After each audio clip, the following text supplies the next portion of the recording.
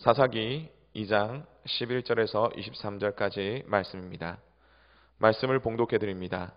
이스라엘 자손이 여호와의 목전에 악을 행하여 바알들을 섬기며 애굽 땅에서 그들을 인도하여 내신 그들의 조상들의 하나님 여호와를 버리고 다른 신들 곧 그들의 주위에 있는 백성의 신들을 따라 그들에게 절하여 여호와를 진노하게 하였으되 곧 그들이 여호와를 버리고 바알과 아스다롯을 섬겼으므로 여호와께서 이스라엘에게 진노하사 노략하는 자의 손에 넘겨주사 그들이 노략을 당하게 하시며 또 주위에 있는 모든 대적의 손에 팔아 넘기심에 그들이 다시는 대적을 당하지 못하였으며 그들이 어디로 가든지 여호와의 손이 그들에게 재앙을 내리시니 곧 여호와께서 말씀하신 것과 같고 여호와께서 그들에게 맹세하신 것과 같아서 그들의 괴로움이 심하였더라.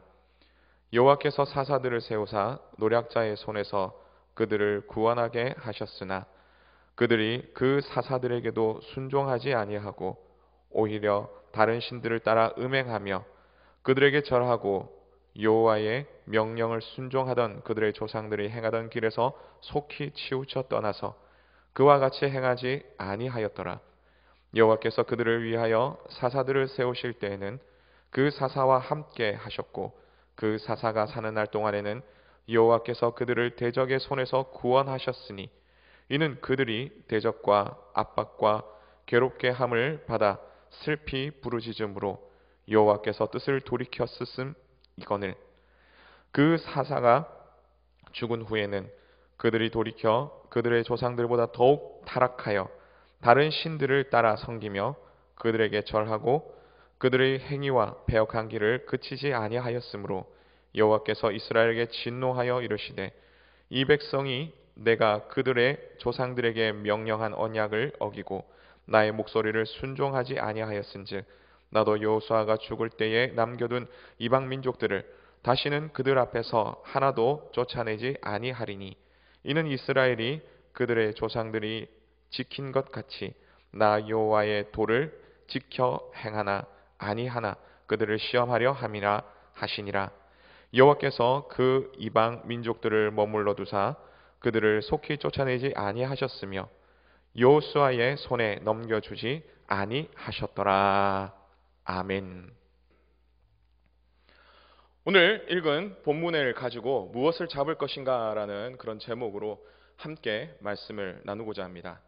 요즘 TV나 또 인터넷 뉴스에서 보도되고 있는 코로나 바이러스, 그로 인해서 1000명이 넘는 사람들이 확진자가 생기고 또 10명이 넘는 이 사망자가 생김으로 말미암아 온 국민이 많이 걱정하고 염려하고 있습니다. 바이러스 치료제에 대해서 이제 일본에서 또 수입을 한다고 하는데 치료제를 써서 아프신 분들이 빨리 회복되고 더욱 확실한 치료제가 개발되어서 이 바이러스가 빨리 통제되고 또한 퇴출되기를 우리는 바라고 있습니다. 특히 신천지와 이 추수꾼으로 인해서 건전한 교회들마다 긴장하고 경계하고 있습니다. 또 몇몇 교회들에게서 우울했던 상황들이 지금 발생하므로 우리 교회도 담임 목사님을 비롯한 당회원들이 함께 긴장의 끈을 놓지 않고 이렇게 영상으로 수요 예배를 대체하며 또 시기에 맞춰서 대처하고 있습니다. 이런 시점에서 우리 교회, 우리 그리스도인들은 이 코로나 바이러스가 빨리 퇴출되는 그런 날이 속히 오기를 바라며 정부와 또 일선, 또 현장에서 일하시는 분들을 위해서 무엇보다도 우리 감염자들을 위해서 우리가 함께 기도해야 할 것입니다. 혹시 바이러스가 왜 코로나 바이러스인지 아십니까? 이미 아시는 분도 많이 계시겠지만 잠시 말씀드리면요. 코로나가 크라운, 즉 왕관에서 나왔습니다. 왕관의 뾰족한 돌기와 이 바이러스의 이 뾰족한 이 돌기가 많이 닮았다라고 그렇게 해서 이 바이러스를 코로나, 즉 크라운, 왕관 바이러스다라고 그렇게 말하고 있는 것입니다. 그런데 이 코로나 바이러스의 이 돌기들이 하는 것은 뭐냐면 바로 세포들 그것에 이제 붙는 역할을 한다는 것이죠. 마치 사람으로 본다면 이 손과 같은 그런 역할을 하는 것입니다. 그래서 이 사람들을 잡으면 이 사람들의 세포를 잡으면 감염이 되는 것이죠. 그런데 만약에 이렇게 무엇인가 잡지 못하거나 혹은 이 바이러스를 파괴하는 이런 물질을 그들이 붙잡게 되면 결국은 바이러스는 소멸한다는 것입니다. 이렇게 문제를 일으키는 바이러스도 어디에 또 무엇을 붙잡느냐에 따라서 질병을 일으키느냐 혹은 소멸되느냐를 결정하게 되는데요.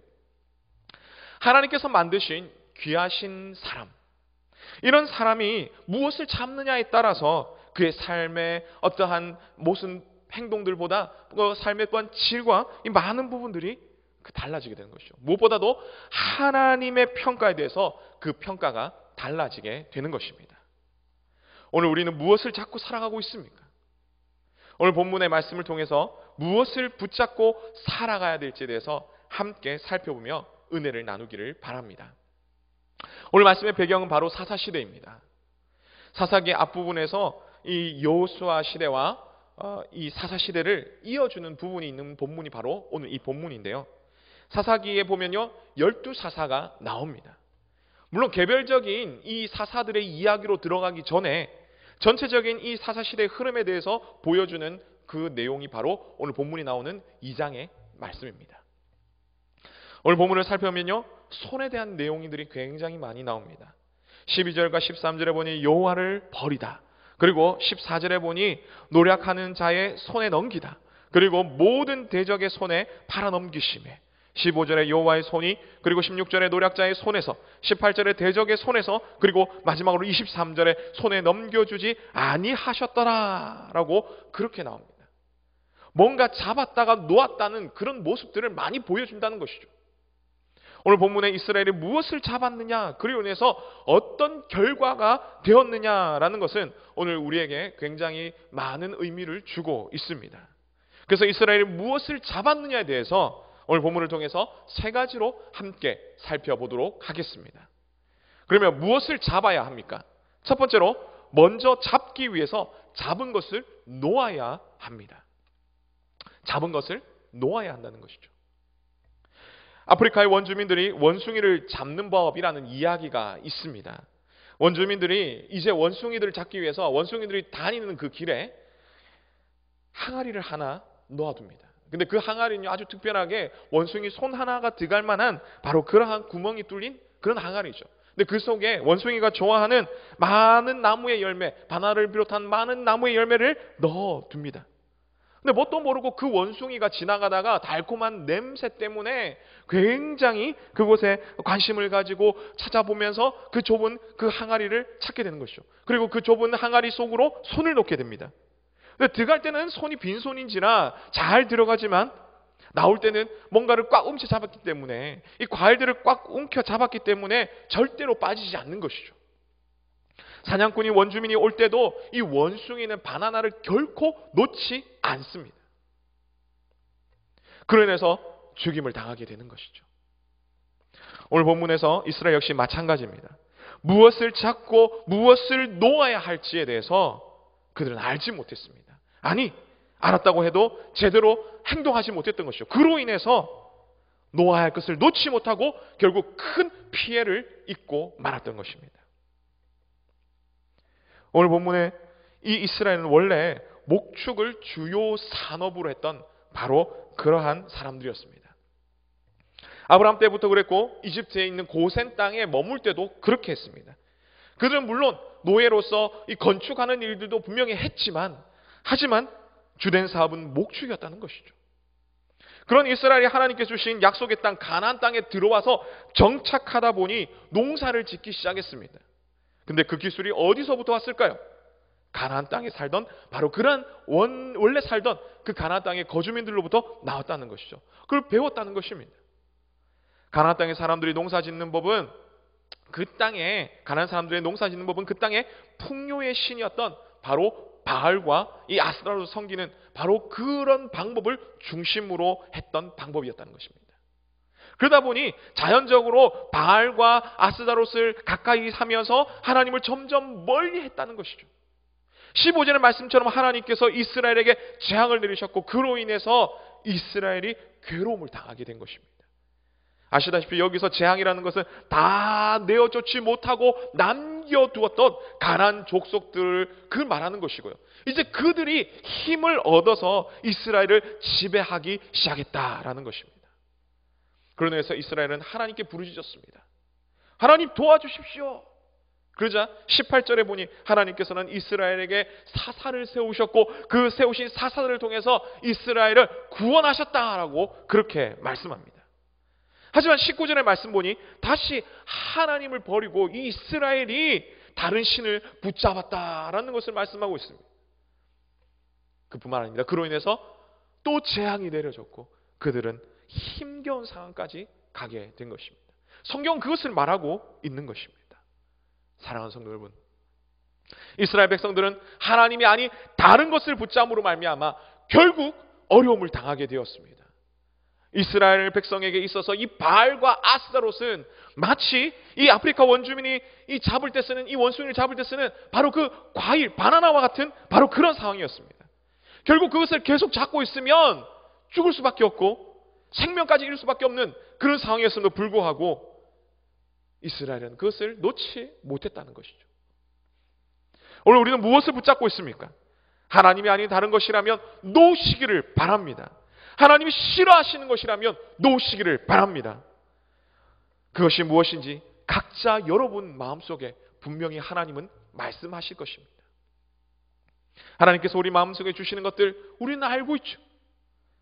그런데 그것을 당장 놓는다는 것이 쉽지 않을 수 있습니다. 아니, 놓는 것은 어떻게 보면 죽을 수밖에 없다고 막 그렇게 느껴질 수도 있다는 것이죠. 하지만 진짜 살아가는 길은 무엇입니까? 현재 잘못된 것을 붙들고 있다면 그것을 놓는 것, 그것을 놓아야 살 수 있는 것입니다. 오늘 우리가 하나님보다 더 귀하게 생각하고 있는 것이 있다면 그것을 내려놓으시고 하나님만 붙들고 살아가시는 우리 모두 되시기를 간절히 바랍니다. 그러면 우리가 하나님 외에 다른 것들을 놓아야 한다는 것과 하나님을 붙잡아야 한다는 것을 우리는 알고 있습니다. 이스라엘 백성들도 알고 있었습니다. 하지만 왜 이스라엘 백성들이 하나님과의 손을 놓고 오히려 바알과 이 아스타롯과 이 아세라와 이렇게 손을 잡게 되었을까요? 그것은 하나님을 깊이 알지 못했기 때문입니다. 그래서 오늘 우리는 하나님을 바로 알고 그 하나님을 강하게 붙잡아야 하는 것입니다. 그럼 우리가 붙잡는 하나님은 어떤 하나님입니까? 두 번째로 모든 것 위에 뛰어난 하나님입니다. 우리 하나님은 모든 것 위에 뛰어난 하나님이십니다. 우리는 그것을 기억해야 됩니다. 열왕기상 20장 28절에 보면 하나님의 사람이 이스라엘 왕에게 구하는 말로서 당시의 주변의 국가들과 함께 이 이스라엘 역시 그와 비슷한 생각들을 가지고 있었다는 것이죠. 말씀을 보면 이렇습니다. 그때에 하나님의 사람이 이스라엘 왕에게 나와 말하여 이르되 여호와의 말씀에 아람 사람이 말하기를 여호와는 산의 신이요 골짜기의 신이 아니라 하는도다. 그러므로 내가 이 큰 군대를 다 내 손에 넘기리니 너희는 내가 여호와인 줄 알리라 하셨나이다 하니라. 아멘. 그런데 단순히 열왕기상 20장에서 나오는 이 아합 때뿐이었겠습니까? 그들이 하나님을 생각하기에 그들은 하나님은 산의 신이라고 생각했던 것이 바로 이 아합 때뿐이었겠습니까?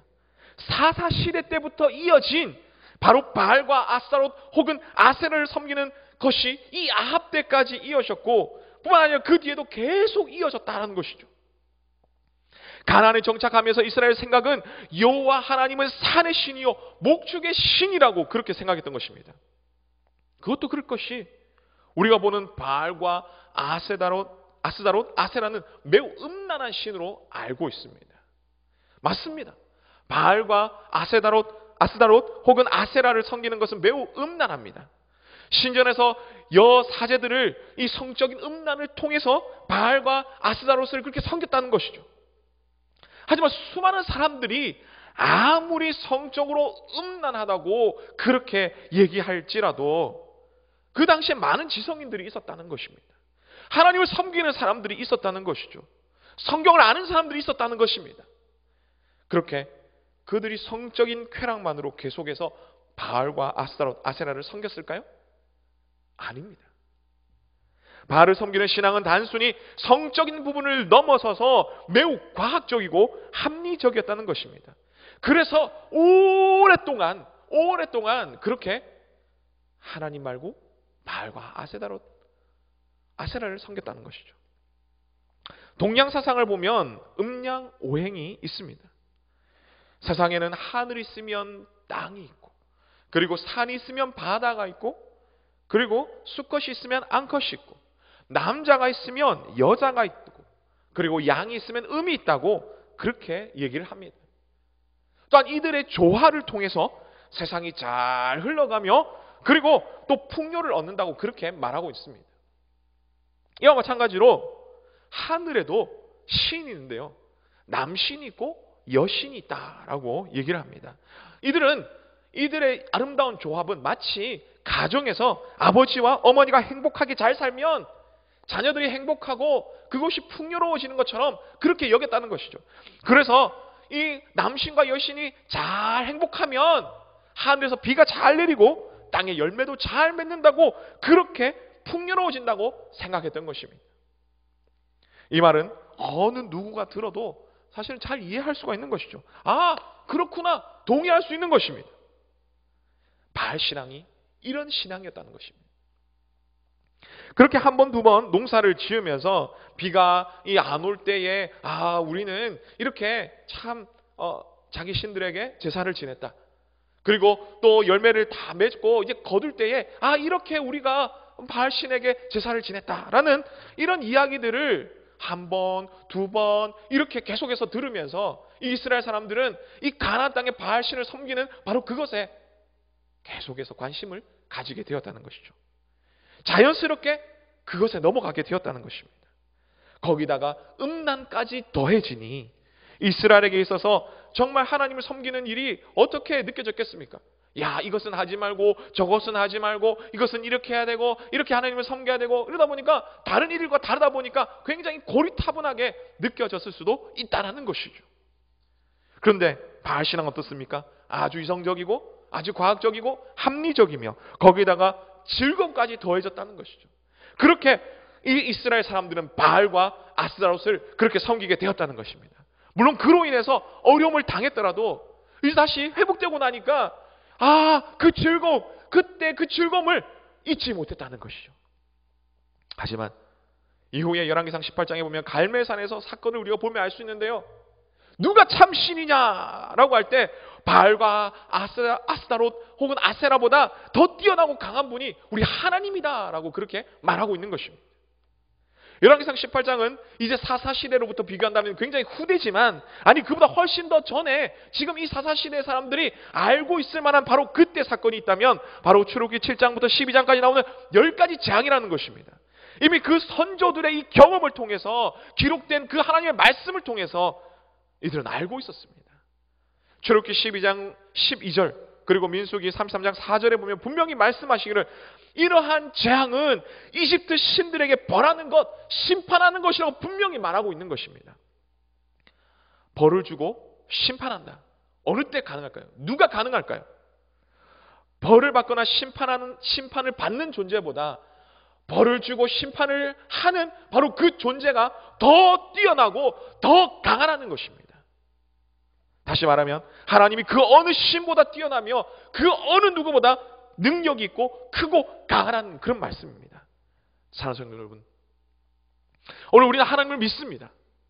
그럼에도 우리는 그 하나님을 내가 정말 섬기는 여러 신들 중에 하나로 그렇게 여기거나, 혹은 내가 가장 뛰어난 하나님이라고 섬기고 있지만 내 삶 속에서 하나님은 인정할 때만 잠시 능력의 하나님이고 필요할 때만 잠시 하나님의 그 능력의 하나님이고, 그러나 내가 능력이 있을 때, 내가 뭔가 할 수 있을 때는 하나님 저기 좀 가 계세요 라고 그렇게 하는 바로 그런 하나님인지 아니냐는 것입니다. 우리에게 하나님이 그런 존재가 아니냐는 것이죠. 이스라엘은 그렇게 행동했습니다.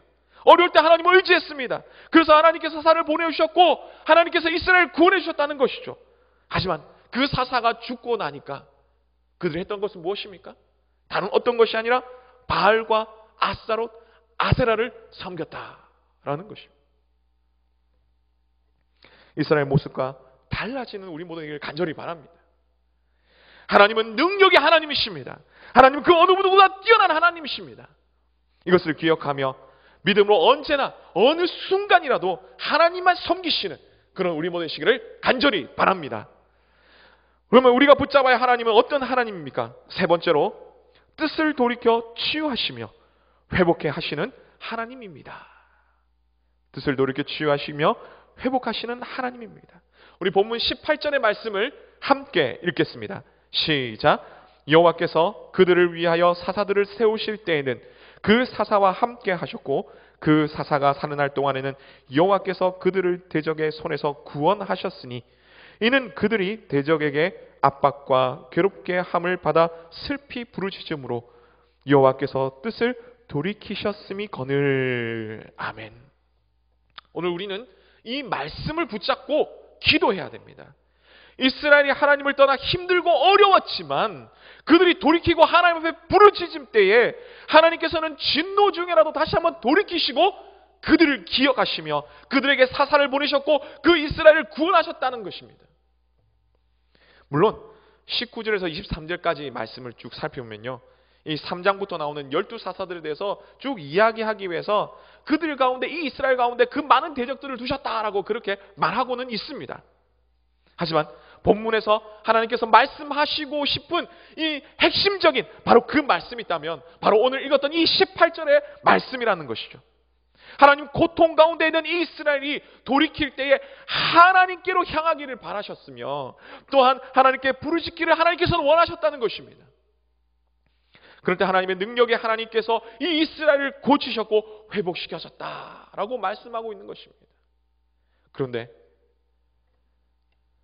그 고치시는 하나님, 그 하나님은 어떤 하나님이셨습니까? 하나님은 백성의 고통을 들으시고 사사를 보내주셔서 회복시켜 주셨습니다. 뿐만 아니라 그것도 한 번, 두 번도 아니고 무려 12명의 사사를 보내셔서 끝까지 참으시고 끝까지 견디시며 끝까지 그들을 사랑하신 바로 그런 하나님이십니다. 그 하나님의 사랑이 언제까지 이어졌습니까? 계속해서 이어져서 결국은 하나님을 떠나서 원수 되었던 그 이스라엘 백성들뿐만 아니라 바로 오늘 우리까지 하나님께서는 때가 되매 독생자 예수 그리스도를 우리 가운데 보내시고 이 땅 가운데 보내주시고 하나님의 그 죽으심을 말미암아, 그 예수님의 죽으심으로 말미암아 우리 가운데 그 사랑을 보여주셨다라는 것입니다. 이런 하나님을 우리가 기억하기를 원합니다. 로마서 8장 32절에 보니까 자기 아들을 아끼지 아니하시고 우리 모든 사람을 위하여 내주시니가 어찌 그 아들과 함께 모든 것을 우리에게 주시지 아니하겠느냐라고 그렇게 말씀합니다. 여기서 모든 것이 무엇입니까? 생명, 즉 영생, 구원과 성령의 인도, 이 모든 것들이 이 말씀 안에 포함되는 것입니다. 그러나 지금 이 시점에서 이 모든 것이라고 우리가 봐야 될 것은 바로 하나님의 그 치료와 그 회복이라고 우리는 봐야 될 것입니다. 오늘 말씀처럼 이런 하나님의 회복과 하나님의 치유가 우리 가운데 가득하기를 원합니다. 우리가 믿고 섬기는 그 하나님은 치유와 회복을 충분히 줄 수 있는 그런 능력의 하나님이시기 때문입니다. 이런 하나님을 믿고 의지하시면서 우리 하나님께 간구함으로 이런 하나님의 은혜를 풍성히 누리시는 우리 모두 되시기를 간절히 바랍니다. 말씀했습니다. 현재 중국 우한에서 시작된 코비드-19, 한국 명칭으로 코로나19 바이러스로 인해서 전 세계가 굉장히 힘들어하고 있습니다. 어려움이 있습니다. 특별히 우리나라에서도 앞서 말씀드렸지만 1000명이 넘는 이 확진자와 그리고 10명이 넘는 이 사망자로 인해서 많이 불안하고 염려하고 있습니다. 코로나19 바이러스가 우리 대한민국을 비롯한 전 세계에서 빨리 통제되고 치료되며 퇴출되기를 간절히 바랍니다. 이런 시점에서 우리는 무엇을 해야 할까라고 할 때 오늘 이 말씀처럼 결국 하나님을 붙잡아야 한다라는 것입니다. 하나님을 붙잡아야 한다. 이런 하나님을 붙잡기 위해서 먼저 붙잡고 있던 하나님이 싫어하시는, 아니 하나님이 아닌 다른 것들을 모두 다 내려놔야 된다는 것이죠. 끝을 놓아야 합니다. 그리고 하나님을 붙잡아야 됩니다. 이런 하나님을 바로 붙잡기 위해서는 우리가 무엇을 해야 됩니까? 하나님은 어떤 분이신지 알아야 되는 것이죠. 그 하나님 어떤 하나님이십니까? 모든 이들 위해 뛰어난 하나님이시라는 것입니다. 모든 이들 위해 뛰어난 하나님이십니다.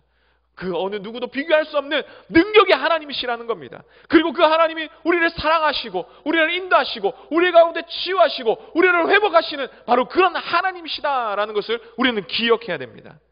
이렇게 우리 하나님을 제대로 알고 믿으며 또한 기도하며 붙잡음으로 말미암아 우리가 당면한 이 어려움들을 하나님과 함께 이겨 나가시는 그런 우리 모두의 시기를 주님의 이름으로 축복합니다.